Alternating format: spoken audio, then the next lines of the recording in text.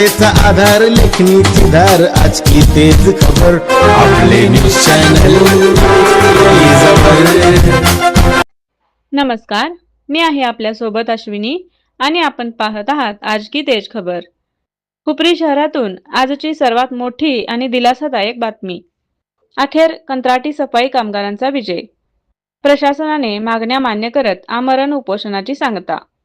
गेल्या 10 दिवसांपासून विविध मागण्यांसाठी आंदोलन करत असलेल्या हुपरी नगर परिषदेच्या कंत्राटी सफाई कामगार, गट स्वच्छता आणि कचरा संकलन कर्मचाऱ्यांच्या मागण्या अखेर प्रशासनाने मान्य केल्या आहेत।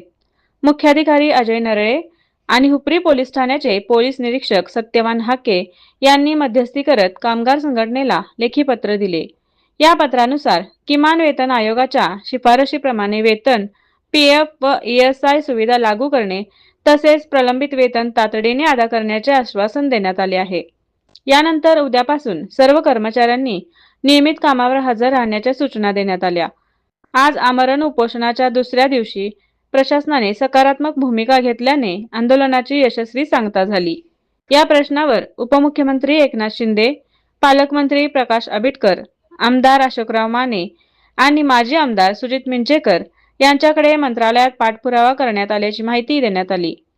या आंदोलनात कामगार संघटनेचे संजय कांबळे, मनसेचे जिल्हाप्रमुख दौलतराव पाटील, अखिल भारत हिंदू महासभेचे उपजिल्हाप्रमुख रमेश भोरे, संजय पाटील, नितीन काकडे, शिवसेना तालुका प्रमुख अजित सुतार, माजी सरपंच सुभाष कागले, सामाजिक कार्यकर्ते अशोकराव खाडे, धर्मवीर कांबळे, माजी नगरसेवक रफिक मुल्ला, शिवसेना शहर प्रमुख विनायक विभूते, पत्रकार सागर पाटील, सामाजिक कार्यकर्ते प्रशांत जाधव यांच्यासह अनेक सामाजिक व राजकीय पदाधिकारी उपस्थित होते। सरबत पाजून उपोषणाची सांगता करण्यात आली आणि मुख्याधिकारी अजय नरळे यांच्या मध्यस्थीमुळे हा तिढा अखेर सुटला। रेंडा प्रतिनिधी संतोष शिंगे, मुख्य संपादक हुमायून नदाफ। आज की तेज खबर, लेखणीची धार, जनतेचा आधार।